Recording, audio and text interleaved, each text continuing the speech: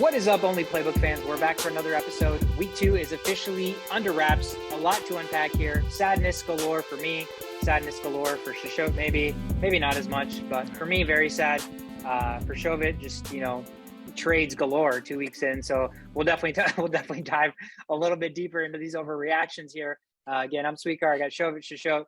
2 weeks after 2 weeks of football have transpired, guys. Where are your guys' heads at? My head is exactly where it was 2 weeks ago. I am not worried about anything at all right now. Life is good. Fantasy teams are pretty much killing it, except for in one league. I'm 1-1. My favorite team is in a little bit of a panic mode, but like I was talking about this during our watching of the Monday Night Football, it's week 2. If there's any week, right, to have a bad game, it's week 2. And that's just a fact. Week 1, you kind of don't want to start off 0-1, but if you have a bad week 2, it's a nice humble moment just to have the rest of the season to kind of get your shoes back on your feet.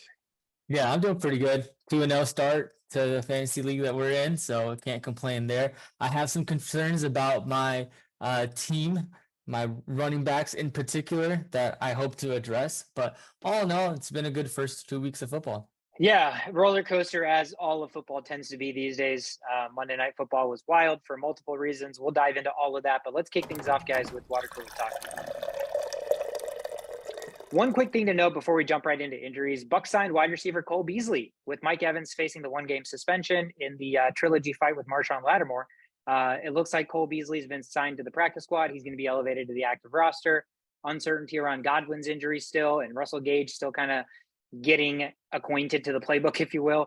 Cole Beasley looks like he's going to be a guy that Tom Brady's going to love and probably target very often. So if he can learn the playbook quickly, which I expect him from the slot to just run his hitches in and out everywhere, pretty easy, pretty straightforward. So that shouldn't be an issue. So look for him to maybe make an immediate impact there. But that's the only big real topic of conversation outside of injuries, which we'll kick right off. Oh, my leg! Unfortunate for Trey Lance and the 49ers. I guess that's why they bought the Garoppolo insurance coverage before the season started. Freaking quarterback Trey Lance is out for season with a fractured right ankle. Very unfortunate. This was supposed to be the future. He was supposed to be the quarterback. They were so hell-bent, if you will. I can't think of the right word, on being like, the Garoppolo is not our quarterback. We're trading Garoppolo. And 2 weeks into the season, there's a team that, kind of has to overreact because their quarterback's gone. But it makes sense that, and it kind of worked out that they signed Garoppolo. He agreed to be the backup because he knew that that was going to be short-lived. Dude's probably a psyche or a wizard, but good for him. Now he's going to be starting for Trey Lance, who, again, fractured right ankle. I think he had surgery on it today. So I don't know what the timetable on that is. He's a running quarterback. I'm sure it's going to take quite some time to recoup their Shashowt. The word on the street there is Giselle has moved on from Tom Brady to Garoppolo, and I think and by word on the street, I mean I literally just made that up right now. But can you see it though? Can you see it? We can see it. There was some shit going on back when he was the backup on the Patriots. Something happened there. Starting rumors. But fractured right ankle for Lance. He's going to be out for season. Probably going to take some time to recoup. So best of luck to him. That's another season loss, which is unfortunate. So next year is really going to be his first true year, I guess, as a starter. Last night, Bills cornerback Dane Jackson suffered a kind of scary moment where he got hit by his own teammate. His head and neck kind of pushed back. They were on the field for quite some time. And I know the ambulance came on the field and everything, but it looked like what I read most recent, he's got full movement and everything after suffering the head and neck injury. So good news for him. To show your boy Justin Herbert, Chargers quarterback, fractured his rib cartilage. He's day to day. Definitely played through that, which was insane. You could see how much pain he was in. It's almost like, guys probably don't want to showcase the amount of pain they're in, but when he's showing the amount of pain, he must be fucking in pain. And he was playing through that. He was getting hit. There was 2 consecutive plays after that where he got hit after the throw. And I'm like, oh my God, dude, why are you out there? But led them to a touchdown drive, got the game closer. So that's some resiliency if I've ever seen one. Yeah, I mean, that was very Brett Favre-esque, if I could have a comparison here. There was a point where he was running for a first down and it was right in front of him. Yeah. Right in front of him. And he threw it. He threw it away because, that's some next level thinking, man. He's like, what am I going to gain from this little first down? I'm running out of time. I got to get a touchdown.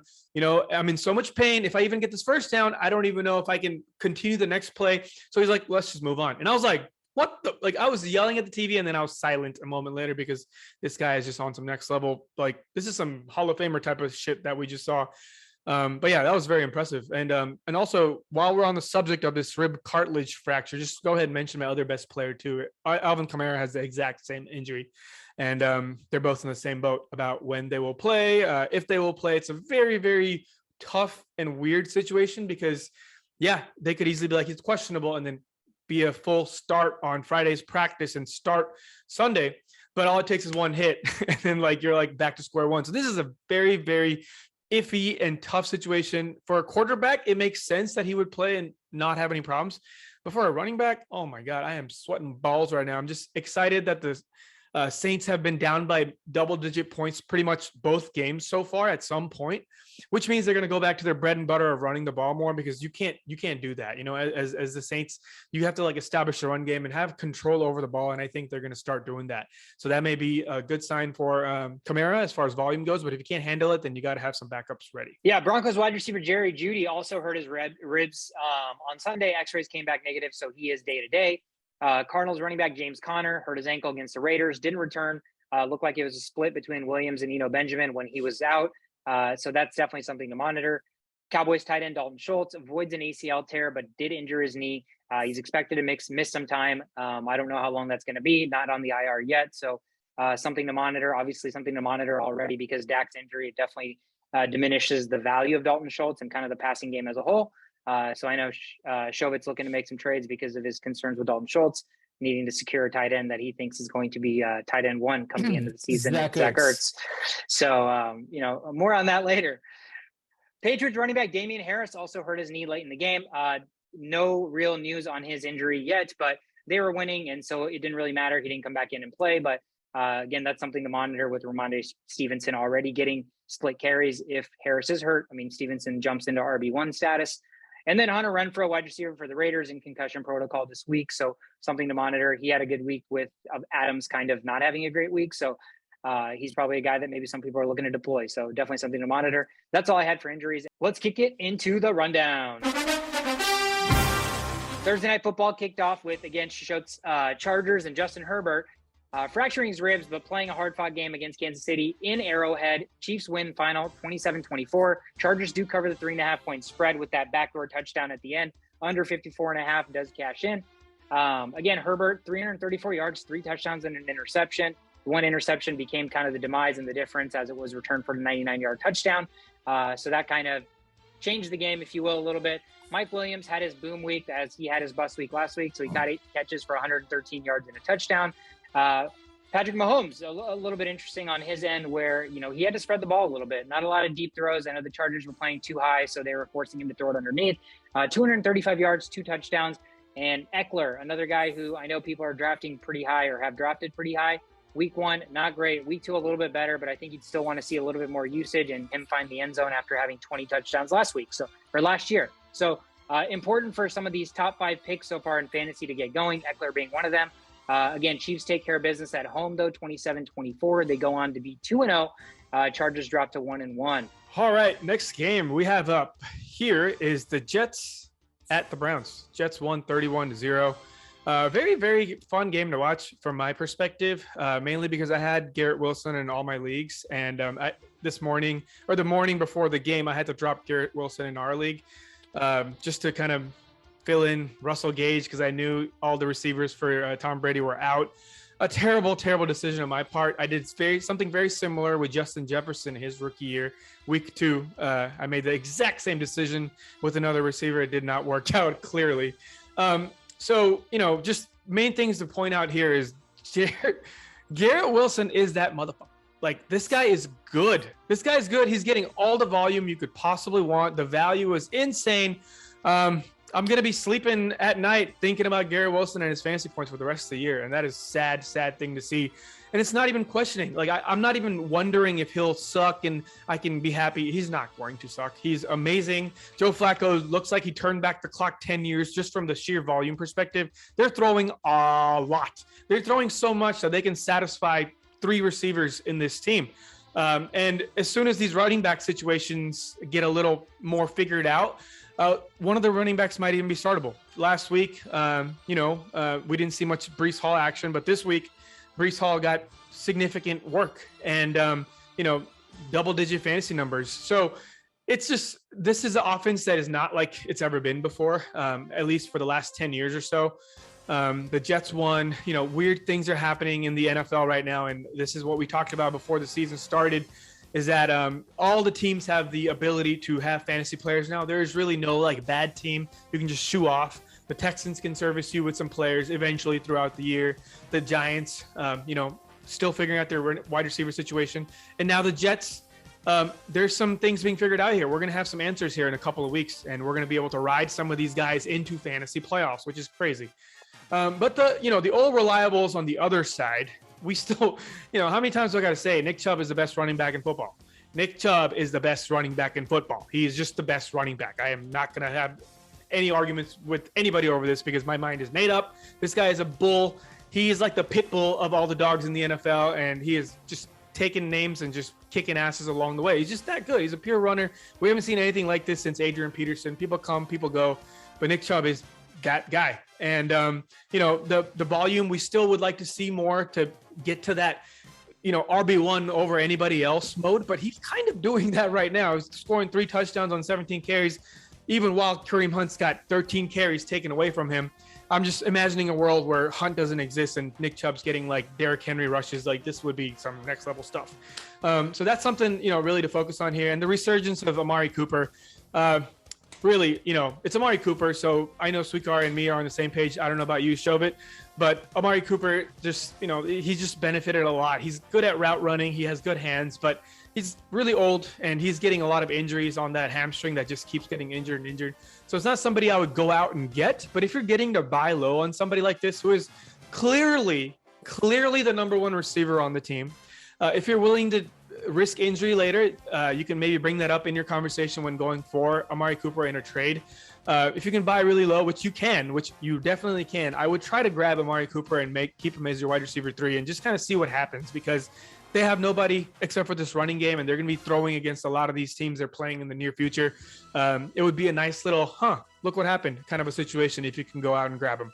And I'm just glad the hype over the Donovan Peoples-Jones thing kind of normalized, because I was having some debates with some people that were just all aboard the Donovan Peoples-Jones wagon, and he got 1 target, and I think he dropped it. Every year there's a Donovan Peoples-Jones argument in the bandwagon that starts, and it doesn't really get anywhere. It's usually after a 3-catch, 86-yard, 1 touchdown game, and then he doesn't show up. Classic. Yeah. So speaking of teams that are now in the up and coming and kind of getting some more awareness, Commanders faced the Lions, and the Lions came out with a win, 36-27 against the Commanders. Although it was a closer game than what the scoreboard says. The Lions were up 22-0 in halftime, but Washington tried to come back, and Carson Wentz had a pretty strong game with 3 touchdowns, 1 interception, and 337 yards. All his receivers, Curtis Samuel had a good game, 7 for 78, 1 touchdown as well. Terry McLaurin, 75 yards on 4 catches. And then Jahan Dotson, the rookie guy similar to Garrett Wilson, had 4 catches, 59 yards, and a touchdown. So I think the offensive, both teams played really well. But, you talk about Garrett Wilson being the guy at the Lions table is Amon-Ra St. Brown. This guy had 9 catches, 116 yards, 2 touchdowns, and even had 68 rushing yards on 2 attempts. So Jared Goff had a sick throw down the middle of the red zone, and a throw that he probably wouldn't be making on a day-to-day basis, but it was pretty impressive. One of the better throws in the last 2 years that Jared Goff had made. I think that the fact that the Lions were able to put up points early really got them going, and even when the Commanders were making a comeback, the connection between Amon-Ra St. Brown and Jared Goff just kind of kicked things rolling and allowed them to stay in a pretty lead throughout the end of the game. So it was a fun game to watch, high scoring. The over was at 49, and that got hit with 63. So it was just 2 up-and-coming teams, and looks like Carson Wentz is going to be a pretty good addition, and kudos to them for going out and getting him this year. Yeah, good for the Lions, finally being favored after 24 games. And not only do you win the game, but you cover your spread. So 1-0 as favorites over the last 1 game. So it'll be interesting to see. I think the line already came out for next week.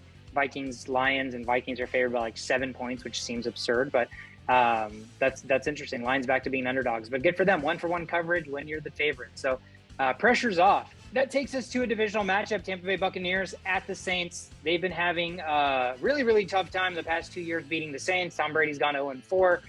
It looked like this was going to be another repeat performance where the offenses were practically a no-show. 3-0 at half, I believe. I think they had tied it 3-3, and in the fourth quarter, it was all Buccaneers. So Saints kind of, they fought hard. Jameis Winston came in with like 4 different fractures in his back, so he's playing with like a pad in his back, and it was pretty apparent that he was playing that way because he just didn't really have that pip in his step. He was moving really slow. Chris Olave had 13 targets, 5 catches, 80 yards. So really, really high volume for another rookie receiver. Seemed like this rookie receiving class is really, really shining bright the first 2 weeks. Michael Thomas doing Michael Thomas things, 6 for 65, 1 touchdown on 9 targets. So the only touchdown goes to Michael Thomas, who now has 3 touchdowns through 2 weeks. So another guy that was probably drafted in the 8th, 9th, 10th round. A lot of people probably pretty happy with that. And then you look over on the Buccaneer side, Fournette, really nice volume, but not as efficient running the ball. Scotty Miller led the way with 8 targets, 5 catches. Mike Evans did get ejected with the trilogy fight with Marshawn Lattimore. So I know that's why they went out and got Cole Beasley. So a lot of receivers kind of shuffling through the door in Tampa Bay. It'll be interesting to see who kind of shines brightest once the stage is set with these receivers coming and going. Next game, we have the Panthers visiting the Giants. Panthers lost yet again, 16-19. Happy for the Giants. Very happy. I come across a lot of Giants fans up here in the Northeast, and they're all hyped up. And I'm like, what are you excited about? And they're like, I don't really know, but we're 2-0. So, that's kind of what I have for this game. Like, what are we excited about? Absolutely nothing. This was the worst game to watch this week. So it kind of sucks really diving into this because nothing really exciting happened this game. Baker was, had 145 yards and 1 touchdown, very Bakerish. Christian McCaffrey, 15 carries for 102 yards. That would be great for anybody else not named Christian McCaffrey because he's not getting the volume in the receiving game. And that's going to be a trend until they start 0-2 and realize, holy shit, we're keeping a Ferrari in our garage. How many times I have to make this analogy, but that's what's happening here. And unfortunately, they are trying to kind of maximize his knees throughout the season, but looks like that's the bread and butter of this team. It's Christian McCaffrey. And at what point do you just unleash him and let him run his routes and risk those knee injuries? But they're going to have to start getting desperate soon. And I think, just like the Panthers, there's the owners of Christian McCaffrey are getting desperate because this is not the value they drafted so high for. And this is another time to buy low on Christian McCaffrey. Can't believe I'm saying that. I don't think I've ever said that in my life. So it's time to go out and get him. There's a lot of people, trust me, that you can just put up there. Big name players you got late round. Amon-Ra St. Brown is one of them. Although I would probably not get rid of that guy just because of the volume perspective. But yeah, just things like that need to happen. The receiving core is still kind of confusing. It's still DJ Moore and Robbie Anderson and everybody else. Robbie Anderson is just a deep threat, so do not expect those numbers from last week. Those numbers will only maximize on your starting lineup when there's a deep play available. So just make sure you know what you're doing when you start him. If you start him, hopefully you don't have to. And since there's not much to talk about this game from the Panthers perspective, I just wanted to highlight one IDP player that seems to be on the up and coming. Frankie Louvu, linebacker for the Panthers. He had 10 tackles and none of them were assisted. So that's just solid 10 points straight up from a guy that goes undrafted in IDP leagues. From a Giants perspective, Daniel Jones, just like Baker Mayfield, it's like they're just like shaking hands with each other. Hey, you do the same thing I do, and let's just make this a 16-19 game, and one of us can go home with a dub. Similar stuff from the receiving end on the other side. Richie James was a leading receiver for the Giants. Who saw that coming? David Stills was a number 2 receiver. Who saw that coming? I am staying the hell away from this wide receiver core. This may be the worst wide receiver core in the NFL as far as well-known players are concerned. Their best player is Sterling Shepard, and he's like the 3rd best player on most good NFL teams.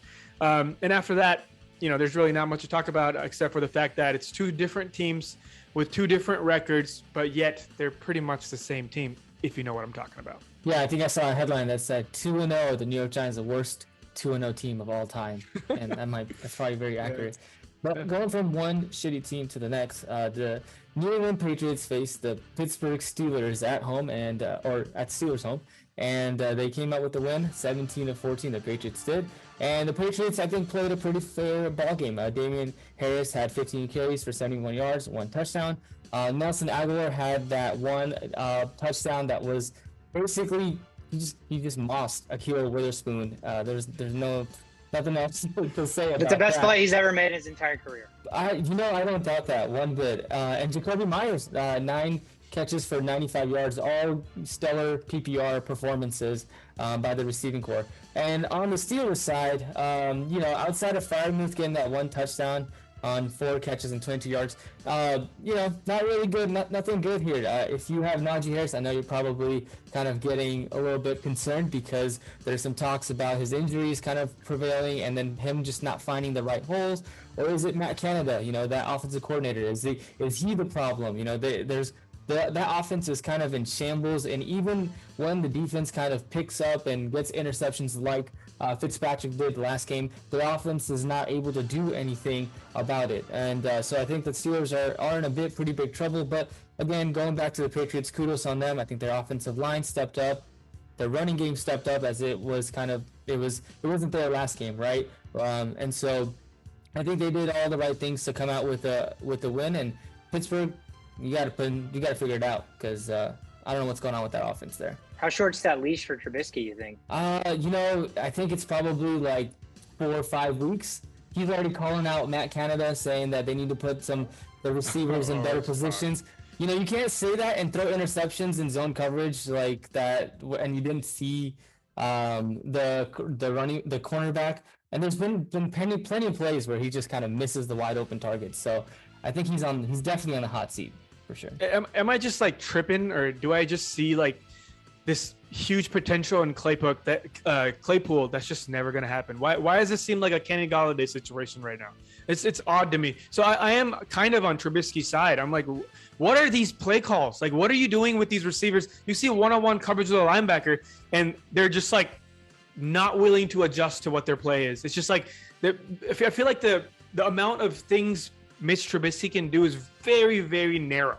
It's like it's either they don't let him or he doesn't know how to. I'm not sure what it is. It would be, Ben Roethlisberger's not been somebody that can kind of like, do things outside of that zone. Ben Roethlisberger is probably one of the best people in being able to maximize that little circle, like to its full potential. He's not somebody that can run and make plays. He's not somebody that like turns around in circles and does things like that. But Mitch Trubisky has the ability to do that, but they don't let him. I don't get it. I don't understand that. It seems like they have a defined role on their receivers. Like Deontay Johnson runs these slants. Claypool's kind of getting these like handoff pitches to kind of run, and then George Pickens is supposed to be that deep threat. It seems like that's kind of what they're going for, and it's really not working out as they want it to. Predictability is never good, right? Like you never want to just have one player do one role. It doesn't make sense. Yeah, there's too many weapons there to, I guess, let this go to waste. Obviously, they started 0-2. No, they won last week, so they're still only 1-1. And I mean, obviously, it's a tough AFC, but to have such uncertainty around your entire team and to still be 1-1, I'd say it's a decent place to be after 2 weeks, especially coming in with not knowing what the expectations for the squad was. But we talked about this. They have 3 quarterbacks that they could literally throw in there and probably not see tremendous amount of difference. So, like you said, Trubisky's leash is probably pretty short because Mason Rudolph's breathing down his neck, and then maybe Kenny Pickett's breathing down his neck. So there's a lot of options there. They have a lot to work with, and they can just throw out a different quarterback whenever they feel like it and see kind of what they have. Because if Trubisky's not the answer, which, let's be real, at this point in his career, we already knew kind of where he came from. He was going to be a stopgap at best, maybe a pleasant surprise, but I mean, so far he's just kind of been everything we expected him to be. Probably the most disappointing team in the NFL through 2 weeks. The Indianapolis Colts went to Jacksonville to take on the Jaguars, and they got throttled 24-0. Jaguars cover a 4-point home dog spread, win the game outright, under 47 cashes. Matt Ryan, through 2 weeks, looks worse than Carson Wentz looked pretty much at any point during his entire season last year in Indianapolis. And that's pretty sad because the last game of the season where they lost to the Jaguars and missed the playoffs, he looked pretty damn bad. But Matt Ryan looks awful. He looks old. It looks like he is just kind of checked out. I don't know what it is because the run game is still there. Jonathan Taylor only carried the ball 9 yards, but he had 54 yards. So he was running it for 6 yards a clip. They just didn't run the ball much because they got down early, which I get that to an extent. But also when you're a team like this, like Titans, teams that are known to run the ball and work off of the run, even when you're down, you kind of have to get to it. And if you get to the run, then that's a play action. If not, if the defense never adjusts to you continuing to run the ball, even though you're down like 17-0, then Jonathan Taylor's going to gash you and he's going to find he's going to break one free and get a touchdown. You're going to be back in the game. So they were just so indecisive. They didn't feed Taylor the ball enough, and Matt Ryan looked awful. I mean, he looked just absolutely atrocious. Trevor Lawrence, maybe the best game he's played in the NFL thus far, 25 of 30, 235 yards, 2 touchdowns, no interceptions, no fumbles. So protected the football, was very efficient, held on to a lead. James Robinson still looks like the RB1 there. I mean, 23 carries, not efficient, 64 yards, did get the end zone one time, 2 catches for him. Travis Etienne did carry the ball 9 yards for 20 yards and also caught 3 passes for 33 yards. So still right now, it looks like James Robinson is RB1, getting 60 to 70% of the carries. Etienne looks like he's the spellback, the change of pace, maybe the guy that they use on the field in the slot, but still nothing carved out for Etienne yet based on the potential there.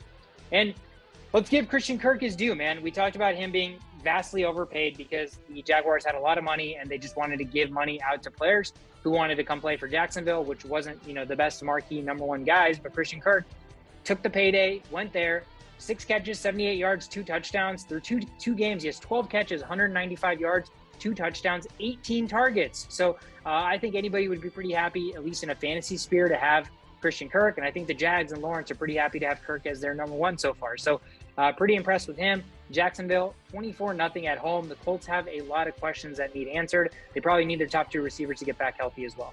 Yeah, Matt Ryan, man, I think he's like the last of the, he was an MVP at one point, so I had a lot of hopes for Matt Ryan to come in there and just clean stuff up.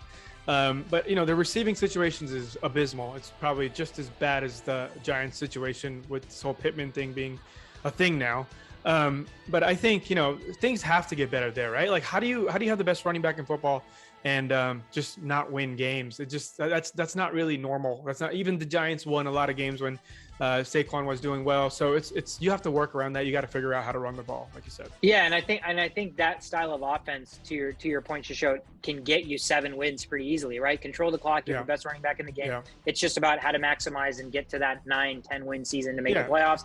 And that's where Matt Ryan should be coming in and being the difference. But like you said, now with this Pittman injury being an injury, Alec Pierce was hurt. They had nobody to throw the ball to. And Matt Ryan is holding the ball too long, getting sacked. He's incredibly slow. I mean, he looks like the slowest guy on the field, even around the linemen. So it's pretty bad kind of to see where he's at. But it's 2 weeks in. You have to assume they're going to make adjustments. And again, like you said, they have the best running back in football. Just feed him the ball 40 times if you know Matt Ryan's not going to get you shit, right? At least you're going to stay in the game. You're going to control the clock. So adjustments need to be made for them through 2 weeks after starting out 0-2. And next up, we have probably, most likely, potentially the best game of the year. This shit was crazy, to say the least. Miami Dolphins went to Baltimore, won 42-38. Holy cow. Okay, holy cow. Bleacher Report has the 2 teams I have in the AFC Championship game, by the way, for funsies. The Dolphins are now 7th overall in the power rankings, and the Chargers are 5th. Right? There's some crazy shit happening in both these teams' land. There is some next level mojo that I kind of saw before the season started, and I just kind of rode the wagon on. And it all starts with the leadership. I don't know if you guys remember the episode where we talked about all our coaches and who we think which team is going to take the biggest step. And my team was the Dolphins, strictly because of the head coach. I don't even know what had happened with the receiver situation at that point. I think Tua had already been there. But that's all you need is a coach that has the perfect game plan.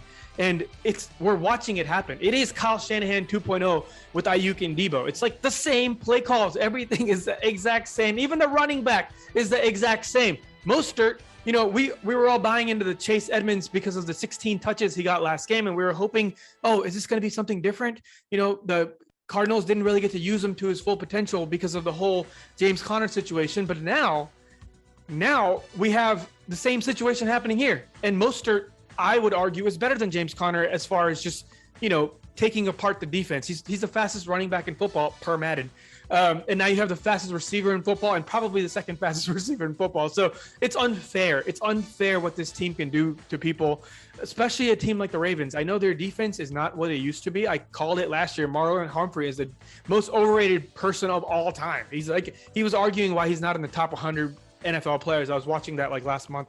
And I'm like sitting here, like I can give you 300 reasons why you're not even in the top 150 at this moment. He's just dropped off. He's just dropped off, and nobody else in the backfield. They're all just pointing fingers at each other, like, you know, like the Spider-Man meme on who's blaming who. It's just like, it's not looking good. The Ravens defense is not looking good. They're just thankful they have a guy named Lamar Jackson who only threw for 21 passes to get up to 38 points, right? Like he just did everything for the team. He's like, Justice Hill, here's 3 carries for 16 yards. Anybody else want to run the ball? Kenyon Drake, 6 carries, 8 yards. It's just like, it's pathetic how bad this running game is. And Lamar Jackson's like, fuck it.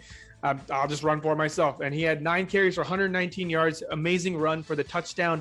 Lamar Jackson is really, you know, if I really want to just dissect the word MVP, like it's Lamar Jackson. It is Lamar. This team would be nothing, absolutely nothing without Lamar Jackson.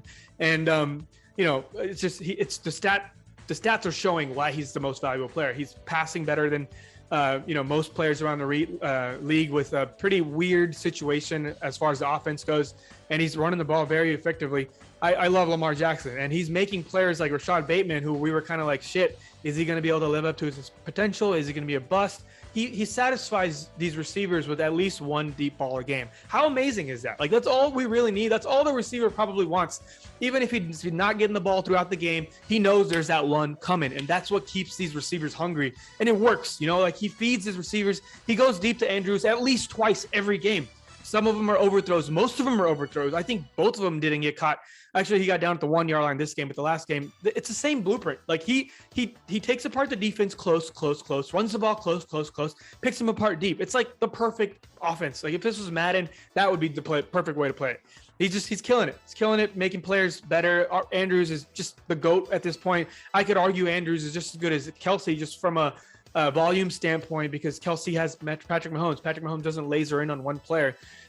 So, you know, it's just the Ravens did everything they could, but just the offensive firepower that the Dolphins had. Tua probably had the best game, one of the best games a quarterback has ever had. Like, that's a statement if I've ever heard of one. You know, throwing the ball 50 times for 36 completions, 469 yards, 6 touchdowns. Jesus Christ. I know he's not going to replicate this again, but it's one of those games. They knew they had to keep up with the Ravens in order to win this game, and they were just unleashing everything from all angles. You know, the best runner had 11 carries. That was Raheem Mostert.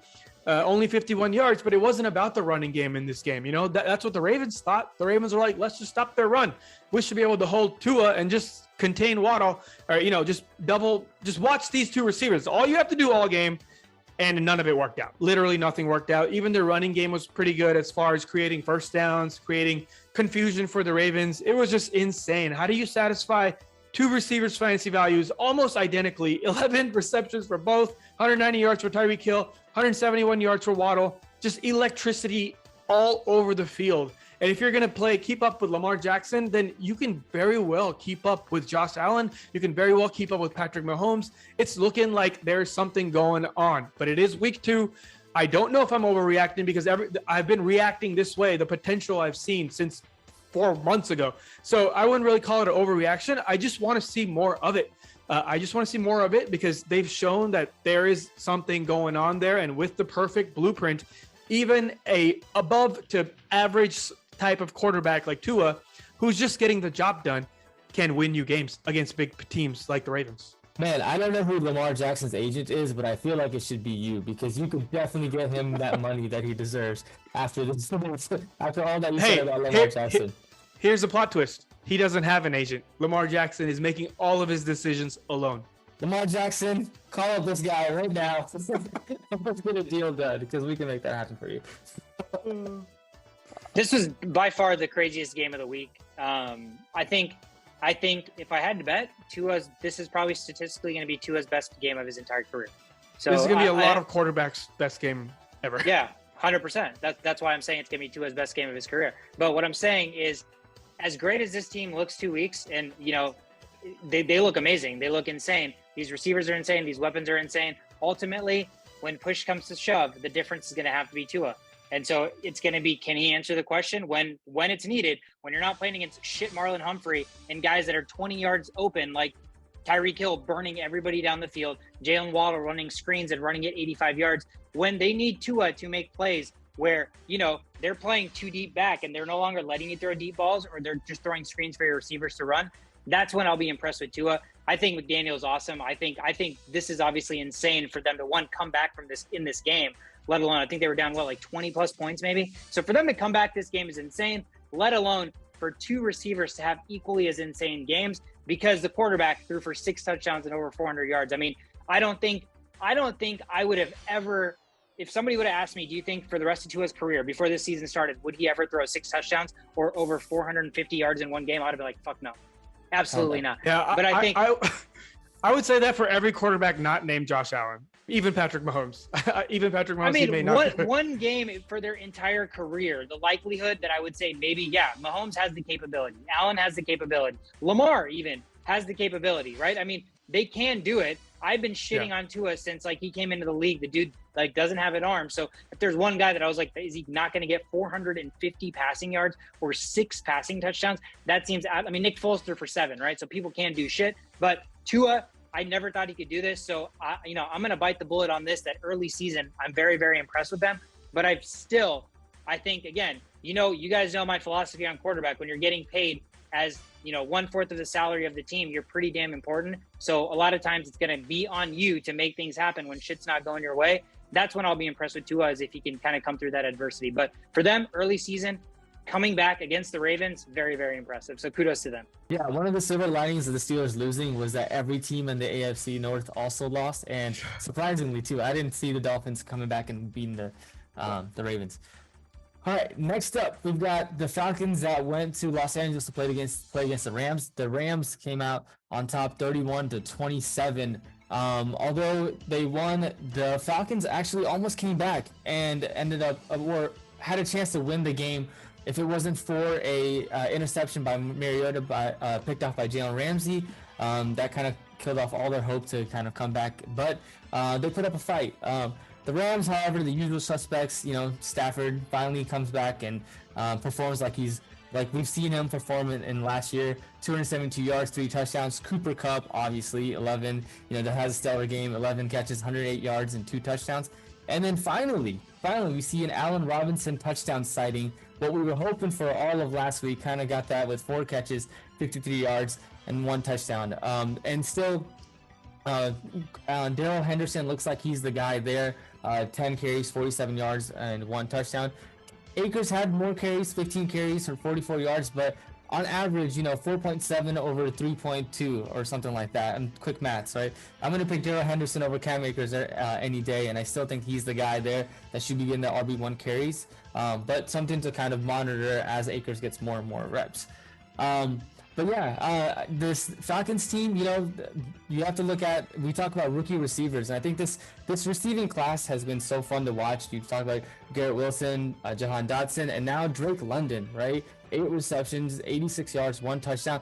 All of these receivers went on teams that are going to be coming back from behind often, and so they're not the best teams with the best quarterbacks. So you can see them having a lot of opportunities this year. So if you've invested in your rookie receivers, you've got to be pretty happy with any one of them that were drafted in the first round. Who you're not happy with is your tight end Kyle Pitts, who had 2 receptions for 19 yards. And I think that totals to 4 receptions for 38 yards in 2 games, which, on top of all that, NFL Next Gen Stats ranks him 138 among pass catchers in average yards of separation. So he's not getting the separation either.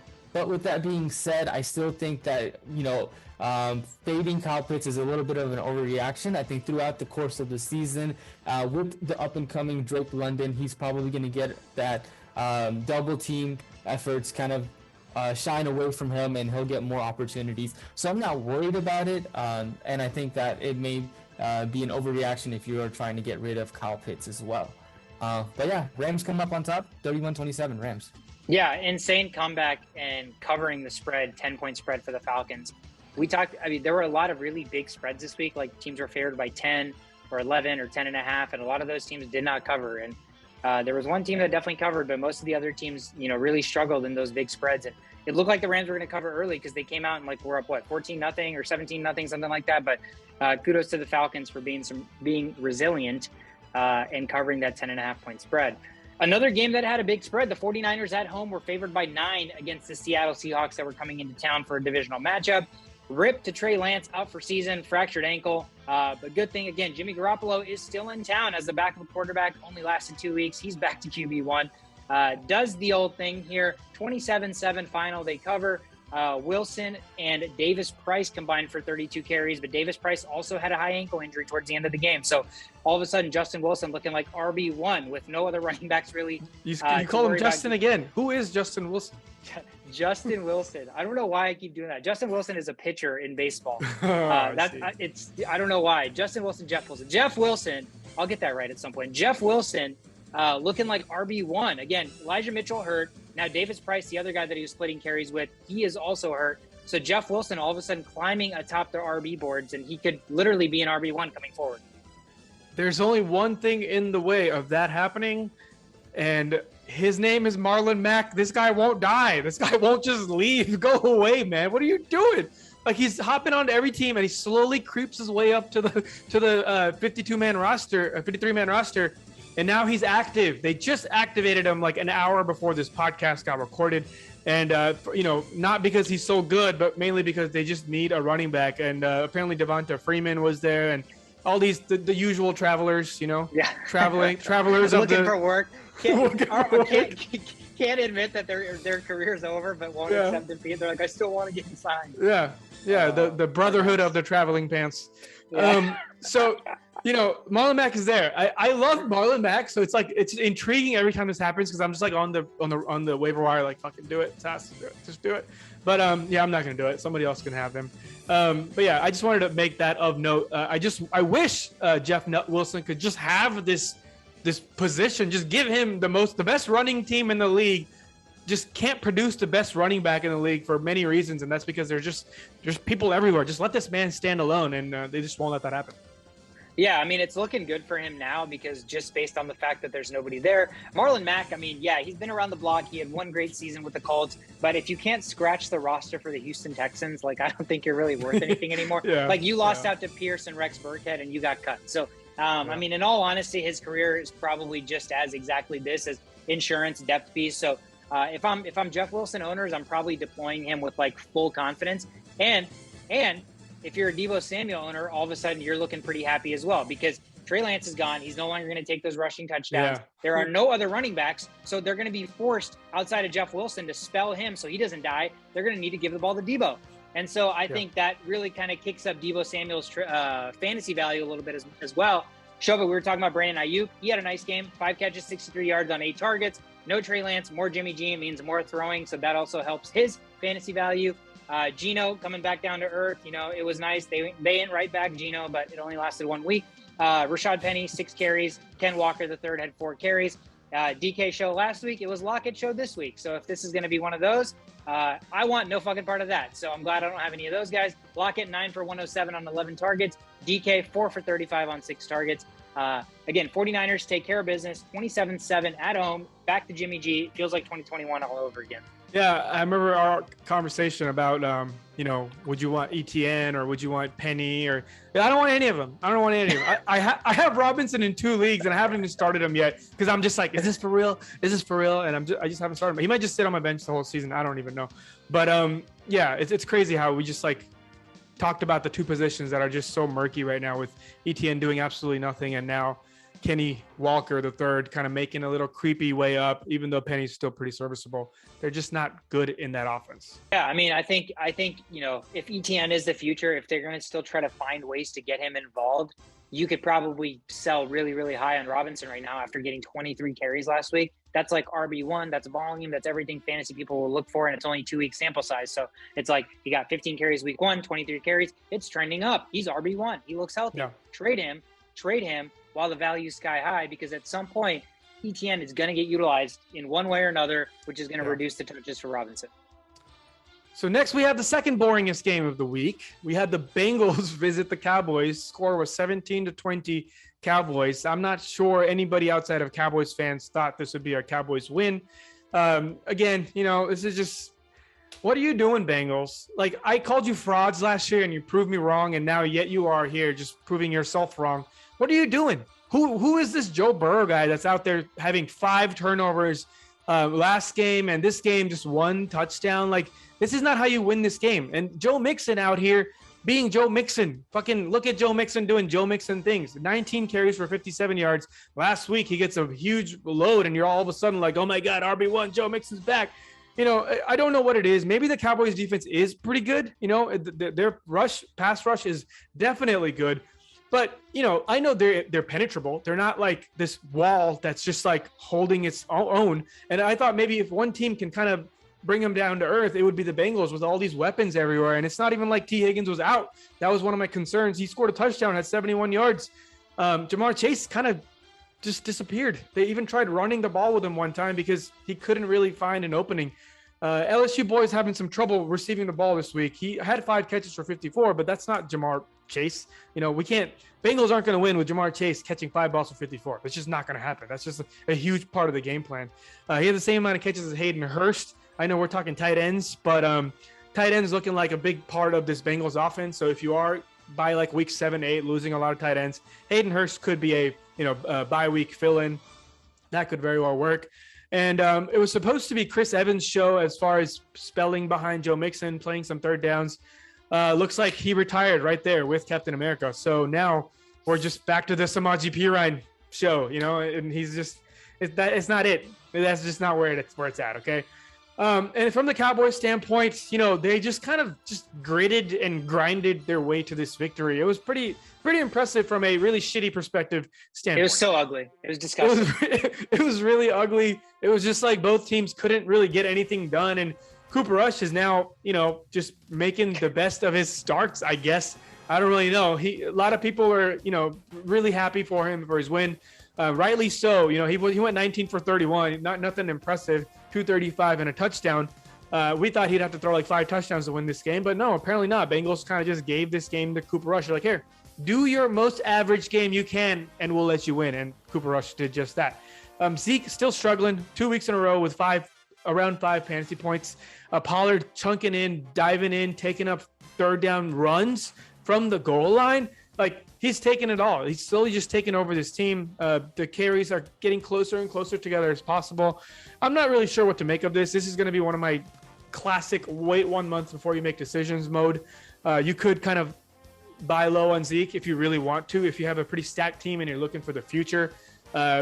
Players like Zeke, DK, there's really not much bright light to like go after, but just from the sheer name perspective, you can kind of risk some bench players to kind of have these players as your new bench players.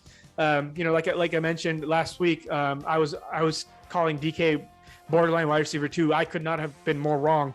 I just assumed when you have a player like DK, you would go deep, you know, at least a couple times a game. They're just not doing that. I don't know if he doesn't.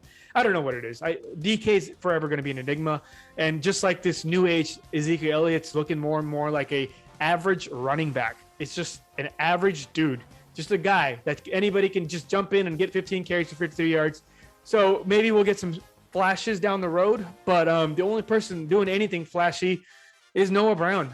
Noah Brown got 5 receptions for 91 yards. He's been the favorite target week 1. He's been the favorite target week 2.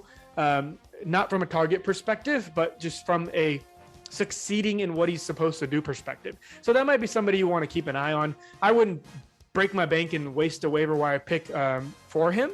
But I know a lot of people that went running back heavy are really struggling in the wide receiver world because they have players like DK and they weren't able to get late players like Amon-Ra and Christian Kirk later. So they're in a little bit of a bind. So you might just have to start players like Hollywood Brown, and you might have to start players like Noah Brown and just kind of hope, because just looking at the production, they're being pretty productive as of now.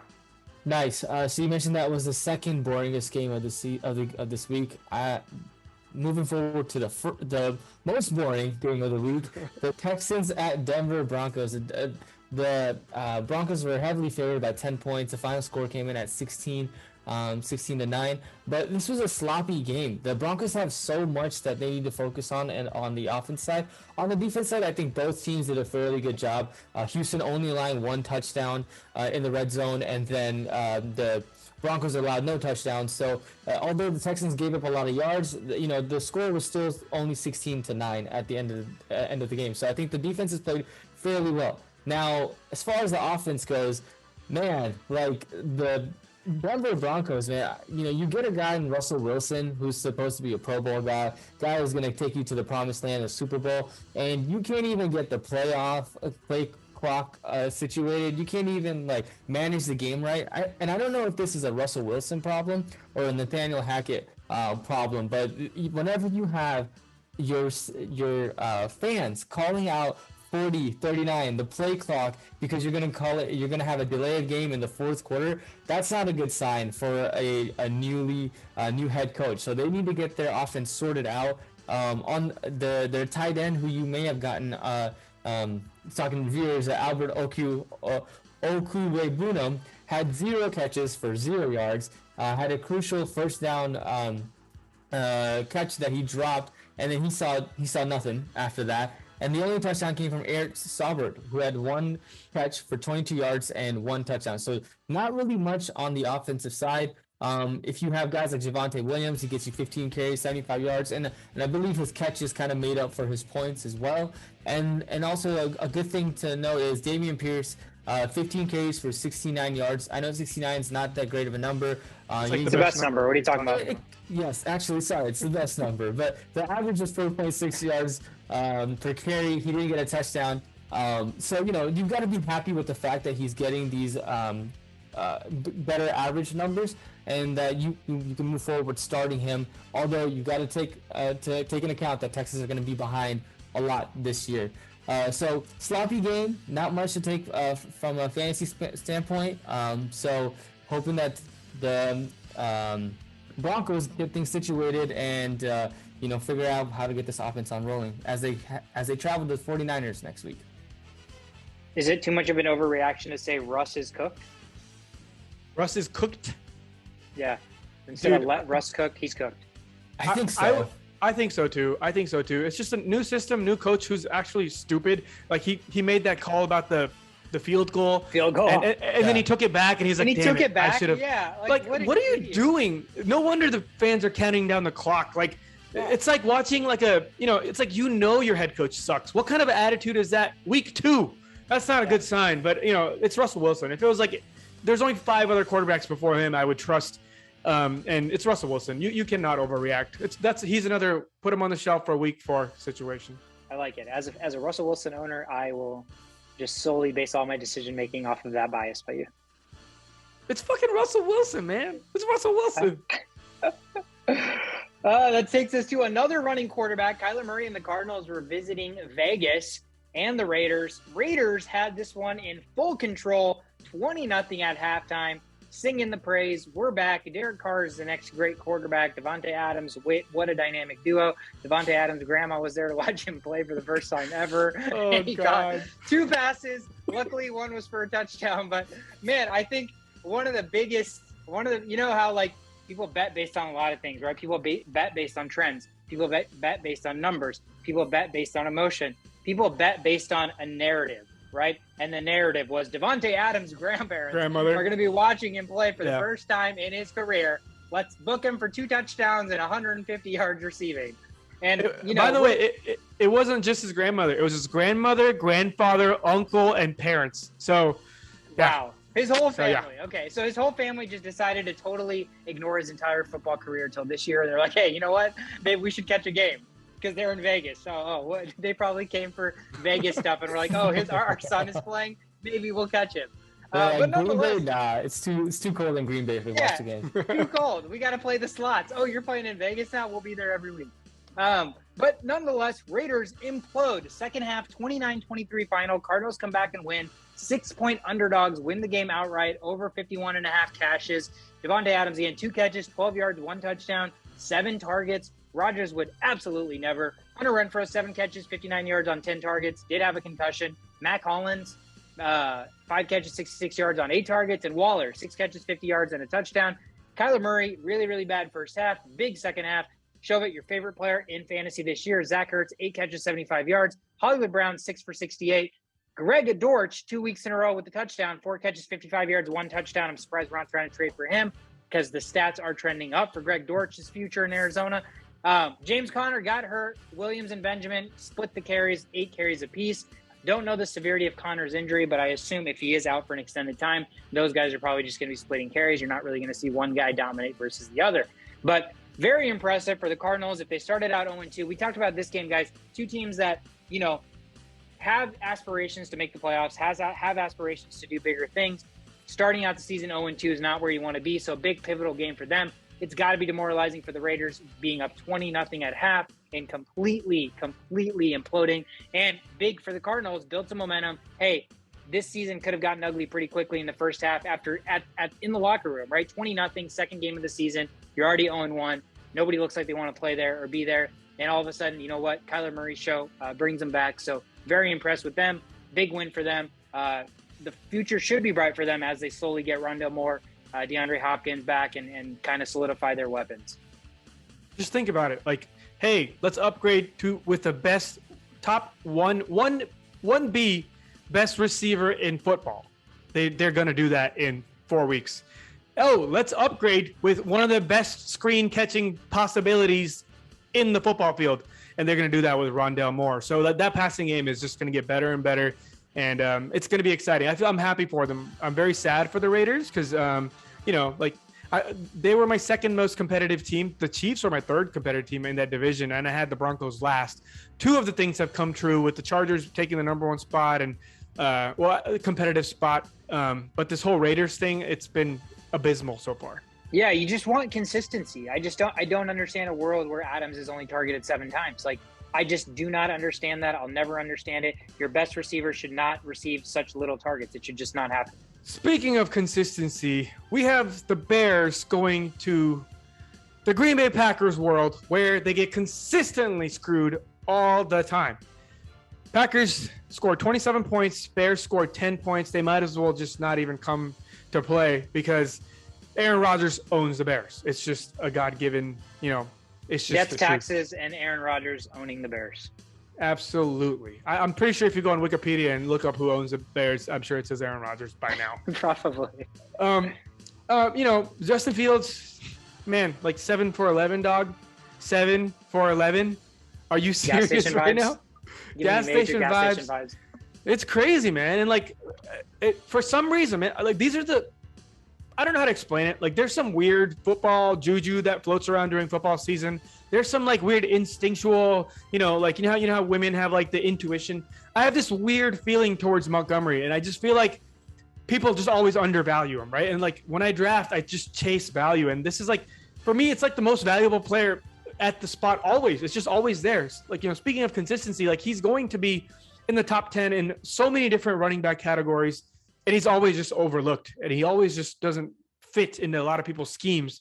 But as somebody who just, chases consistency and as somebody who's named his team Consistent Force multiple times, I love players like this. These are the kind of players I want because you have the home run hitters in Tyreek Hill and Justin Jefferson, and you want to supplement those guys with not other home run hitters. You want to supplement those guys with consistent players that you kind of know their role on the team. When I say consistent, I don't mean fantasy points consistent. I mean the role. There's an established role for Montgomery here, even though there's a lot of Khalil Herbert truthers out there that are give the ball to Herbert, he's better. Well, he's not. Montgomery just is a better third down back, mainly because of the size and he catches passes. He's not built like one of those running backs. He is built like one of those running backs that looks like a bruiser, but he's also a little bit nimble in his feet and he can catch passes. So it's a very versatile position, and the volume is always going to be there. So for that reason, it's, getting 15 carries and 122 yards. That's pretty consistent. However, the touchdowns are just never going to happen, right? You're never going to get those 2 touchdowns you want from those other guys ahead of him in the top 10 where he's never going to be able to go because the team just sucks. Equinemius St. Brown, I am so sorry, bro. I'm pretty sure you're the older brother, but you're just going to be going to your younger brother's award ceremonies for the rest of your life because playing for the Bears, it ain't it, dude. You're just never going to get it. And you even had a chance with Aaron Rodgers and couldn't do it there. So I'm sorry, but it's just not going to happen for you. You are the weakest link. Goodbye. And now let's talk about what happened on the other side of the field. We got Aaron Rodgers finally getting his mojo back. Who saw this coming? Oh yeah, every freaking body. It's just bound to happen, right? It's the Bears little pick me up game, get his things rolling. And I'm sure now AJ Dillon getting 18 carries for 61 yards and Aaron Jones just having a field day out there. This is exactly what needed to happen, right? People confused with this whole Dillon situation. save Aaron Jones for when, in the games where he can just maximize his value. First game, they needed Dillon, right, to protect. They were down against the Vikings. A lot of things where Dillon was necessary. This game, they just took a lead early, and they were like, you know what? Let's just attack. Let's just maximize what Aaron Jones can do. Put him out in the open field, let him catch passes, let him run. And then, that was the game here. It was just Aaron Jones versus everybody else. Sammy Watkins was a leader in yards with only 3 receptions. So Aaron Rodgers he still doesn't have that guy yet. There is still no one guy that he's going to focus on and develop with. Lazard happened to catch 2 passes for the touchdown. Again, maybe it was like a, hey, welcome back situation. Randall Cobb caught very good, from a football standpoint, he caught very critical plays on 3rd down. However, from a fantasy standpoint, I ain't starting none of these guys. I'm going to hold on to Lazard. Just because he just came back from an injury. Let's see what could happen. And if he has a big game, I'm immediately putting him up on the trade block just to see if I can get some good value when I still can. Although he might just blow off soon anyways. It's just a weird situation. It's been 2 weeks. First game, terrible. Second game, not great. Third game, Aaron Rodgers, Aaron Rodgers, he's got something. He's got a plan. He's not somebody that just goes out there and slings it like Brett Favre used to do. Second Brett Favre analogy for the day. Weird. But, have faith in Aaron Rodgers. Know that the Bears aren't going to do much from a passing standpoint moving forward. And that's what you're going to get out of this game. Like, just understand both running backs are totally startable. Dillon will be getting, less catches, and the 30-point games aren't really going to come from Dillon. Those are always going to come from Aaron Jones. But the touchdowns at the goal line very well may be coming from A.J. Dillon down the stretch. Yeah, it's important for Aaron Rodgers to find a receiver that's going to be consistent, that he can trust down the stretch. I know Romeo Doubs had a couple of nice catches, but Lazard we thought was going to be the guy. He did have the touchdown, but like you said, it could have just been like, hey, welcome back, young fella.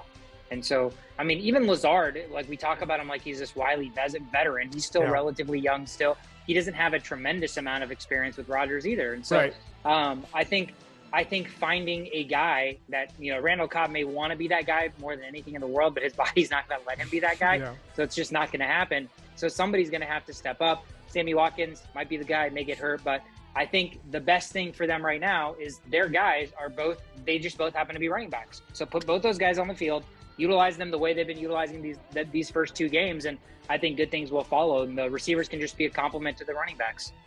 It's crazy because that philosophy works right against like mid-tier, above average teams. So you're not going to win a Super Bowl with a really good defense. But I don't know the Packers defense is there yet. They're supposed to be the best defense in football. I'm not sure if they're there yet. So that may work, but it's not going to be sustainable for long term. And also the Lazard thing. Think about 32 teams in the NFL. And if you just think of all the teams' number 1 receiver, where does Lazard lie in that top 32? Maybe 32. Probably 30, 31, or 32, right? So I'd take Christian Kirk over him. Oh, easy. I'm taking Christian Kirk. Oh, you take Brandon Cooks over him? Shovit would, for sure. I'd take Brandon Cooks over him, yeah. Right. My point is I will take literally almost anybody over him. So the hype, even though it's there, we want to see something happen with him. Just keep your excitement in check, because even if he does really well, he's still on the lower end of receivers as far as number 1 receivers are considered. Nice. All right, that takes us to the first Monday Night Football game, Titans versus the Buffalo Bills, where this was a shutout by not shutout, but they demolished the Titans 41-7. In the first half, Derrick Henry had an average of 1.5 yards per carry, which is definitely not Derrick Henry-esque. And the Titans had no answer for the Bills. The Bills' rushing attack, and also the passing attack from Josh Allen to Stephon Diggs, who ended the game with 3 touchdowns, 148 yards on 12 carries. And James Cook did a little bit of cooking, 11 for 53, 4.8 average. Just speaking of average in terms, but I think that it was just no contest. The Titans came up with the run-heavy philosophy, and that didn't work due to this stellar Buffalo Bills defensive line, and they had no answer. Nothing they could do. They even brought out Malik Willis, who had a fumble in the fourth quarter. So really no answer for them. I think they just look at this game, get all the notes, crumble it up, throw it in the trash, and then move on to next week. Because nothing good came out of this game. One thing of note, in the history of NFL, I think 200 or somewhere around 200 to 220 teams have started off 2-0. The Bills' 2 games this year, total points is the most total points in 2 games in the first 2 games of the season in NFL history. So this team cannot be stopped. God bless anybody. I remember Shovit talking about establishing the run with Derrick Henry. Bro, I hope you never think that against the Bills ever again. I mean, Crazy. that's what they thought they were going to do too. Yeah, and that absolutely. didn't work. Absolutely. The Bills are on a mission this year. I think it's pretty apparent to see, and Yeah. I think we need to start taking them very, very seriously, as most people probably already are. I'll That take them takes us. seriously. Sorry, I was going to say, I'll take them seriously when they win the Super Bowl. We took him serious. Shovit and I took him seriously last year when we called them the Super Bowl winners. I just seem to be a year late on all these calls. I need to start waiting. Or a year early, sorry. Just need to start waiting. That takes us to the last game of the week, the second Monday Night Football game, the somber funeral for Vikings fans. They traveled to Philadelphia to take on the Eagles. 24-7 final. They got absolutely throttled. Philadelphia covers a 2-point home spread, under 51.5 cashes. This looked like a repeat of the 2017 NFC Championship game in certain ways. Vikings came out extremely flat. Eagles came out flying. Jalen Hurts looks like a fantasy king in another year. 333 yards, 1 touchdown, 11 carries, 57 yards, 2 touchdowns on the ground. So doing a little bit with everything there. Miles Sanders, 17 carries, 80 yards, 3 catches, 6 yards. A.J. Brown, Devontae Smith, Dallas Goedert had 8, 7, and 6 targets respectively. And Quez Watkins caught the deep touchdown. So Hurts pretty much getting everybody involved there, utilizing his entire offense. Sanders had a nice game. So the Philadelphia offense was pretty much clicking on all cylinders. They did score all of their points in the first half. So the Vikings defense did somewhat hold them down a little bit in the second half with a blocked field goal and an interception. But the Vikings offense was abysmal. They looked really, really great for one drive. Kirk didn't look great, had a good first half, didn't get any help, and then everything kind of just spiraled down. 221 yards throwing, 1 touchdown through 3 picks, was sacked twice, had 1 fumble. There were 4 big drops made, 2 by Dalvin Cook, 1 by Munt, and 1 touchdown by Irv. So really, really disappointing just from everybody all around on this team. The defense looked slow. Our guys were not in good position. Our linebackers were getting burned. Harrison Smith had one of the worst games I've ever seen, even though he had 13 tackles. His coverage was absolutely awful. And I think the Eagles kind of took advantage of all of that. Not great fantasy day for pretty much anybody on the Vikings. Justin Jefferson, 6 for 48 on 12 targets. Irv, 5 for 36 and a touchdown. Should have had another, 40 yards and another touchdown if he held onto that ball. Thielen only got involved in the fourth quarter in garbage time, 4 catches, 52 yards on 7 targets. So couple things I noticed in this game. Dalvin Cook looked kind of slow. Like he didn't look as explosive, and it was weird because we were passing to set up the run. So it seemed like there was space there. And I think it's not great and ideal news when Alexander Madison comes in and he looks better than Dalvin Cook. I'm not super high on Madison. He's a nice complimentary piece, but he looked shiftier. He looked quicker. Dalvin Cook did not look great. I think the offense was just kind of out of sorts. The offensive line couldn't hold anybody. We were getting pressured everywhere. And I think Darius Slay had a big game. So Philadelphia is a really, really tough place to play to begin with. I just wish maybe we hadn't come out so flat. And in the second half, there were opportunities. I mean, again, we blocked a field goal where the guy literally, Chris Boyd, could have taken it all the way back, but he got tackled by the goddamn punter. So that's really unfortunate. Jordan Hicks could have taken that interception back. I mean, he took it into the red zone inside the 10-yard line for 1st and goal, and we still could not get any points. So the opportunities still presented themselves in the second half. But the way this started, game script, everything played in the Eagles' favor. They played flawless in the first half and kind of just were able to coast in the second half, and the Vikings dropped 7-24. Is this not the worst regular season Vikings game of all time? Has there been a worse game? It's definitely one of them. It was very, very bad. Very, very just, I mean, it was just so flat. It was just so like, were you guys just not ready to play? Like, it just seemed like the Vikings started to play a little too late. And that seems like such a revolving theme for this team is like, some games they play phenomenally and you're like, oh my God, clicking on all cylinders, we should have a top 5 offense. Our defense should be, at least middle of the pack. And then it's like one thing goes wrong and everything spirals for us. It's just, we don't have anybody to be like, let's fucking just chill the fuck out and just regroup. Like, who is going to do that for us? And so it's just like when one guy drops a pass, next thing you know, the next pass is overthrown. Another guy drops a pass. Like we can't tackle. Like everything just spirals. and it's just like a shitstorm waiting to happen. Yeah, I got some things to add to everything you said as well. There was a Madison drop too, by the way. We got to add that one to the list. So everybody's to blame here this game. I think everybody understands that as well. KOC post game was like, this is all on me, but that's just him being like, this is what I hate about this overly nice people. Like, you know, like I want to see some energy, you know, like I get this whole like happy atmosphere and like, I get that, but let's see some edge. Like, let me see some edge out of you, KOC. Like, you're not, you know, I don't want to hire you as like a buddy. I want to hire you as a coach. You know, he's being more of he's a player personnel. Like, he's like trying to hype up the players. I get that. And we need that, but there also has to be a fear factor. You know, it needs like, it's like a dad, you know, when you have a dad that lets you do anything you want, there's a really good chance your kids are going to be like, you know, they're going to get into drugs. They're going to get into stuff. Like it's a little bit, it's a two-edged sword, and you have to have a balance. And I think he's a little bit too much on the, like, I love you players, you guys are my players, but look at the Lions coach, you know, he's, I love you players, but like, do it for the team. You know, there's a level of tenacity that the KOC just hasn't shown yet. And maybe that's just his personality, and maybe that'll get better, but I need that. And also another thing is I've been watching KOC's post-game analysis on this little podcast thing that he does on the side. I don't know if you guys have seen it, but there's like a Vikings announcer, and they go through plays. They go through plays about what just happened. And they broke down the whole Packers game on how they beat the Packers. And I'm sitting there like, first 2 minutes, I'm like, this is awesome. The next 14 minutes, I'm like, they're going to know everything we're going to do now. Like, what are you doing? I'm going to send you guys a link and tell me if that's not what you think either after you see this. He literally broke down exactly how we beat the Packers. And I'm like, this is, if you look on Facebook, my comment probably pops up and it says, like, take this down now. Like, what are we doing? You know, like stuff like that. Like, I don't understand coaches like that. Like, I love you as a player and all that stuff, but you still need to have this dad factor that he kind of doesn't have yet. I don't see anybody like looking up to him with a little bit of fear or like a little bit of a, you know, do something for me, not just like, let me do whatever I want. So that's just an intro to what I'm about to say. I'll make this quick. So everybody there's a blame to be placed everywhere. And I don't think I've ever seen that in a football game ever, where everybody but maybe Adam Thielen. Okay, I'll give Adam Thielen the benefit of the doubt. He did what he could. He did a really good job. There were some really tight throws that he was able to catch. Everybody but Adam Thielen just shat the bed. Corners shat the bed. Safety shat the bed.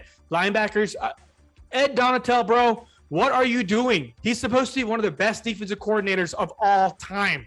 And he's out here playing this weird pocket formation with the safeties back up, cornerbacks back, and forming this little pocket where Jalen Hurts likes to throw to A.J. Brown. Like, he's letting him do what he's best at. And they did not change that at all. All 4 quarters were played that way. What are you doing? That's an easy fix. Just change something up to make them think otherwise about what you're going to do. They knew what we were doing every single time. Like, it's just like, this is basic football. And he wasn't willing to change. And there's no margin of error for Kirk, right? Kirk Cousins can only succeed to win games when things work out well. When things are not working out well, Kirk Cousins is not the quarterback of choice to try to take you back from a 17-point comeback victory. So knowing that information, you do the exact opposite as a team. Your play calls are at the goal line, okay? The game is pretty much over at this point where you just want to score some points to have some dignity at this point. And you have a 5 wide receiver set, all 3 plays, all same formation.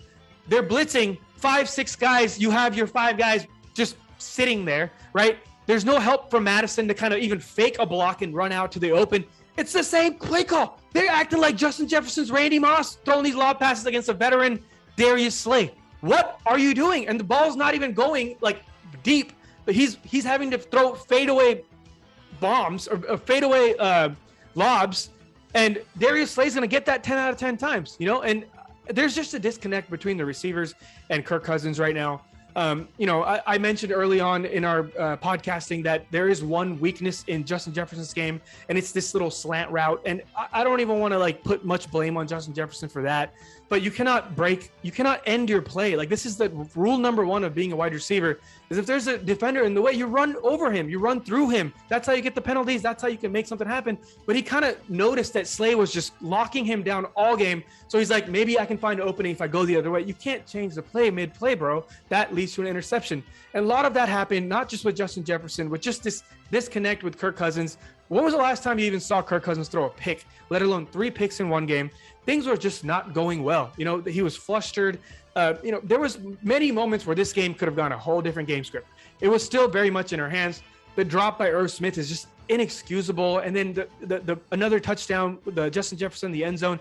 Those are the game. The score at the end of the game would not be like this if we just fixed our little tiny mistakes, right? The case of the dropsies. I have never seen a case of the dropsies this bad in my life. This was insane. Just drop after drop after drop. It's not helping the root problem here, and that's moving the ball downfield. Maybe use Thielen a little bit more in the beginning of the game. Where has Thielen been this whole time? Swikar, you were saying there's no way none of these guys are wide open, right? Oh, we saw kind of later in the game that the secondary was doing a really, really good job, but create plays where you benefit from our good receivers. They did that late in the game, throwing these outside bullets to Thielen when he's going to catch it, hard for defenders to catch it. We didn't do any of that in the beginning of the game. It was just a bad play calling on offense, bad quarterback play. Receivers look like they've never played football before. Running backs don't want to catch the ball out of the backfield. Dalvin Cook, when he has one opening, stumbles. Everything that could go wrong has gone wrong. And there's one thing and one thing only that I'm going to say to kind of finish this off. And it's that if you're going to go through all these problems, if Irv Smith's going to have his worst game, if JJ is going to have his worst game, if Kirk is going to have his worst game, if Dalvin's going to have his worst game, if the defense is going to have their worst game, if everybody's going to have their worst game, have it all in one game, take the L, because this L is the same L as everybody else had this week. 1-1 is the same as 1-1 everywhere else. So get this shit out of the way, recuperate. Everybody got humbled real fucking quick, and now it's time to get shit back on track. Yeah, I mean, I could go on and on about this game because there's just, like you said, there's just so much shit that went on. But yeah, I think it's best to just put it in the trash and let's hope we don't repeat this. I mean, it's hard to not have fears when you see resemblances of what you thought you would see. Like the defense looked slow. Like the Eagles had so many fast weapons and they were wide open all the time, right? Our linebackers looked incredibly slow. So I'm thinking, hey, when we have to play Miami and Tyreek Hill and Jalen Waddle come into town, how the hell are we going to cover those guys? We're not. If our defensive line can't get any pressure, just 4-man blitz rushing, and we don't send blitz, Tyreek Hill and Jalen Waddle are going to be open every single play. And it's like, and the problem is we talked about it, right? When one thing spirals, everything spirals, and there's nobody on this team that's like, guys, let's just fucking relax. Like it's not Aaron Rodgers being like, dude, let's just relax. Like if somebody just said relax, like maybe people would actually relax, but it's just like we have an issue where there's nobody that's just like, guys, let's just fucking relax and we can do this one play at a time. Like I don't know, man. And it's hard to blame Kirk anymore because based on his personality, he's just not that guy. Like he's great at what he is, but he's not going to be the guy that takes ownership of all this crap. And that's a lot of times what people expect from a quarterback. But if he's not going to be the guy and he's not the guy, the coach needs to do it. Somebody on the defense that's a veteran needs to do it. Somebody needs to corral the team on the sidelines when they're just getting their shit kicked out of them and be like, guys, let's just relax. And it just seemed like they were not relaxed the entire game. Even when they had all those chances in the second half, everything was rushed. Everything was playing with pressure. Everything was oh my God, we're losing. We need to make something happen. So it was a nightmare. I kind of want to just chalk it up, throw it in the trash, and hope that we never have to see that again. Like you said, if there was a week to do it, I really, really like this by you. Week 1, you win. You just build up all this. Week 2 is a perfect week to lose because it's not like you started 0-2. You're 1-1, and you played on the road in a really, really tough place in Philadelphia. So all of that's understandable. It's just at some point as a Viking fan, I'm going to stop fucking making excuses for my team, and I just need them to deliver when it's necessary. So let's chalk this one up to all of the above and just dump it down the drain. But that's that game. Eagles take care of business. They look like early NFC favorites to either get a first round bye or be really, really tough in the playoffs. But again, it's 2 weeks. So everybody just take a chill pill and let's give out some awards. What a transition. What a transition. This great idea by you, Shashowt. We're going to give out one game ball from each of us for anybody, anything, whatever you want to do it. And then everybody came up with a unique award. I'll kick things off, guys. My award for the week is the Fountain of Youth by Association Award. You guys each get one guess. Can I guess? Yeah, you're going to guess it. Is it Joe Flacco? Shovit, do you have a guess? Joe Flacco's a good guess. No, I don't have another one. Yeah, it was Joe Flacco. Thanks for stealing my thunder and ruining my vibes. Yeah, it was Joe Flacco. And he's not getting the Fountain of Youth Award, guys. He's getting the Fountain of Youth by Association. He's got a rookie running back behind him, right? And a second-year running back next to that guy. He's got a second-year receiver in Elijah Moore, and he's got a rookie receiver in Garrett Wilson. he's got so many young bloods around him that are just teaching him the ways of like this new age, that he's all of a sudden turning into a gunslinger like you talked about. Why is he throwing the football 50 times?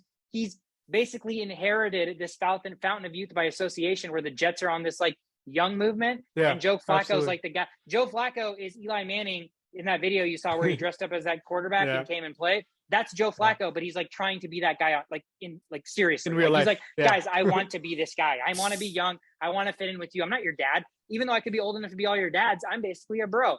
And so we can make TikToks. He got this fountain of youth by association, had a stellar week, led the Jets to a comeback against the Browns. So he gets my fountain of youth by association award. Shashowt, kick us off with your first award. My first award is going to be the Kevin Federline Best Dance of the Week award. And do you guys have a guess? Kevin Federline Best Dance of the Week. Jalen Waddle? No, that's you're going to see a lot of that moving forward. That's not going to be too exciting. I'm going to try to think of somebody on your team, but I can't think of anybody. Fuck. I don't know who it is. Who is it? So the Kevin Federline Best Dance of the Week award goes to Mike Gesicki. Mike Gesicki with the worst gritty of all time. Also, the longest gritty of all time. He gritted all the way from the back of the end zone to midfield, all the way to his coaching staff. The whole time. He just all the way to gritted. the locker room to his car. And it was so bad. He's a good sport. He tweeted about it, and he was like, yeah, it looked a lot better in front of my mirror at home. so yeah, well-deserved award. I hope to give out more of these awards. So other NFL players, if you're listening, dance away. Nice. My award is the Grandma's Dumpling Award. Any guesses? Grandma's Dumpling. Let's see. The food so it's Grandma's Dumpling, probably like reliable. So it's good. Really good. So it's a good thing, good. Right? It's a good thing. You grew up on it. It's cute. Is it like, Kyler Murray? It's homey. Is it Kyler Murray? It's not Kyler Murray. That's a good guess. So it's gonna be, it's just the most comforting food. You get your. Amon-Ra St. Brown next. No, it's not Amon-Ra St. Brown. It is Cooper Kupp, because you get Cooper Kupp in the first round, and it gives you a comforting 26.3 points in the first week, and then 25 3 points in the first week. It just always hits the spot. So Cooper Kupp, solid back-to-back performances, gets the Grandma's Dumpling Award for me. I have a feeling someone's going to surpass the Grandpa's Dumpling by the end of the season. And his name is Stephon Diggs. Yeah, that's a great award. I think a lot of people that I know it's only 2 weeks, but if you drafted Justin Jefferson or had a Cooper Kupp, you're like, damn it. If you drafted a lot of these, if you drafted Eckler, if you drafted Henry, if you drafted anybody over Cooper Kupp, you're like, God damn it. Yeah. But it's 2 weeks. But Cooper, if there's one thing that's going to be as consistent as Grandma's Dumplings, it's going to be Cooper Kupp. Death, taxes, Grandma's Dumplings, Aaron Rodgers owning the Bears, and Cooper Kupp. Yeah, absolutely. So my game ball for the week, guys, goes to a guy that we talked a little bit about. It's going to go to Packers running back Aaron Jones. Packers running back Aaron Jones on a very efficient 15 carries, had 132 yards rushing, ran for a touchdown, had 3 catches for 38 yards, and caught a touchdown, 30.5 fantasy points. And I think it's important to note that the week where the Packers get back to their winning ways, Aaron Jones is a big focal point of that. Again, we talked about it. I don't need to dive deep into this. There's no receivers. There's no trusted people on that team, and the people that Aaron Rodgers trusts right now, Aaron Jones is probably top of that food chain. So I think they're going to do a lot of feeding Aaron Jones. Even when AJ Dillon's on the field, you saw a lot of Aaron Jones on the field with him. So they're doing a lot of disguising, but they're utilizing their best players. And right now, Aaron Jones is seeing the field a lot. And for people that drafted him in the second round, so far he's produced like an RB1. So you got to be pretty happy about that. He gets my game ball for the week. Well-deserved game ball for Aaron Jones. So my game ball goes to somebody that I'm not the biggest fan of. Just wanted to see what would happen. I kind of wanted to see if the next step would be taken, if anything can be done to be a contender in the league. And that game ball goes to Tua Tagovailoa. Because, that was the best performance we're probably going to see all year from a quarterback standpoint. He did have 2 picks, but like you said, Swikar, last year with the whole Kirk Cousins thing, not throwing picks, sometimes you got to make the plays, right? Sometimes you got to feed Justin Jefferson 2 plays in a row. So, things like that was, accomplished well by Tua, just made things happen in order to win this game. And nobody saw this coming. Tua's mom didn't see this coming. Tua didn't see this coming. Maybe Tyreek Hill saw this coming. He was probably the only person that saw this coming, but literally nobody saw this coming. And I don't think we're going to see it again. So I think it was a nice little spark to add to the Dolphins hype wagon. And that just makes me more excited about this team moving forward. Nice. I'm going to have to call an audible on my game ball because my player was also 2-0, but he doesn't need 2 balls. He just needs 1. And so my player is going to be Jared Goff after getting 4 touchdowns, 256 yards, connecting with the Monterey St. Brown multiple times. He's, one of the main reasons that they won that game, and seeing that, just not throwing interceptions, being aggressive, yet still getting the plays needed to get the points and score and win the game. Jared Goff gets the game ball for me. Love it. Well deserved. Let's end the episode first with Moneymaker. My one bet of the week this week, guys, was the Bills -10 at home against the Tennessee Titans. And boy, was that an easy cash. I talked about it earlier. Rams, huge favorites at home. Could have been a nice bet, right? 10-point favorites. 49ers were favored at home. They did end up covering. The Broncos were favored by like 10.5 at home against Texans. They didn't cover. So there were a lot of teams that were like double-digit favorites that did not cover. One team that I do not want any part of, and I'm not going to fade until, they give me reason to, is the Buffalo Bills this year, who are on a mission, especially at home, especially against a team that just did not match up well for them. Easy cash. That takes the season total to 2-2. We're just right at about 500 as 2 weeks of football have transpired, but hoping to provide more winners. It was a really weird week so far. I think on the season, like 75% of unders have cashed. And, in betting, the one thing they say is if you are just betting with the crowd, you're typically betting overs and you're losing money. But people that like make money bet unders. But nobody likes to bet unders because unders means you're rooting for no points to be scored. And nobody wants to watch a game that's supposed to be entertainment for them and root for, bad things to happen. So that's why more people bet on overs. That's why you lose more money. So hopefully, knowing that and picking my spot and getting the Bills, that I can be a little bit more selective moving forward and we can cash some more bets. That's it for Moneymaker. Let's do a quick preview into Thursday Night Football because our next episode that we record is going to be after Thursday Night Football has already happened. Short week, Shovit, for your Pittsburgh Steelers. They are traveling to Cleveland to take on the Browns.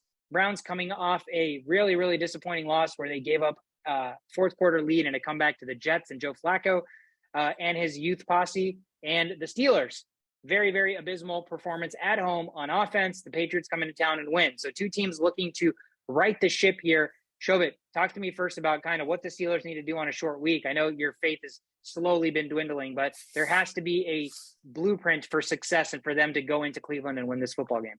Yeah, I mean, it's going to start on the defensive side. I know offense is lacking, but I think the biggest fear here right now is how are you going to stop Nick Chubb and Kareem Hunt? That's going to be the number one. That's got to be the number one priority. First, you got to stop them. And if you accomplish doing that, then obviously Mitch Trubisky and Matt Canada and all these offensive guys need to figure out how to get this offense rolling and really target your receivers. So I'm looking forward to see how they try to stop Nick Chubb and Kareem Hunt, first of all. Yeah, that run game is going to be huge, right? That they're going to rely on the run. They're going to try to control the clock. The Steelers are going to have to get some stops, get the ball back. And then, I don't know if the Browns defense is kind of the same, really juggernaut defense that we're accustomed to maybe them having with the pass rush and everything. So I think the Steelers can try to keep this close, but I think they're going to have to run the ball. They're going to have to, their line on both sides of the football are going to continue to be kind of the storyline until we see improvements there. And Mitch Trubisky is only going to get as far as that line. So I think it's important that they do a good job of blocking. Hopefully they can establish the run. Like Shashowt said, hopefully they can start using players that are supposed to be better, like Claypool, like Pickens. It's been 2 weeks. Some of the things you've been doing haven't worked. So maybe get these guys involved, these guys that you drafted, these guys that, have shown flashes of excellence. And so you just want to see that come to fruition, or if it was just a flash and that's all it was, at least early into the season. So Steelers at Browns Thursday night. Again, Browns favored by 4.5 points, over under very low. Vegas expecting a low scoring affair at 38 points. Do you guys have anything else on this game?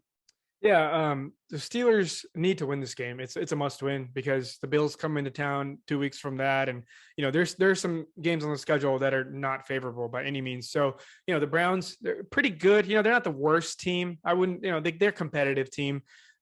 So you just kind of have to take control of those games, and because the schedule is not going to get easier moving forward. Yeah, it should be a good one on Thursday night to kick us off. That is it for the episode. Guys, thank you guys so much for tuning in to another episode of The Only Playbook.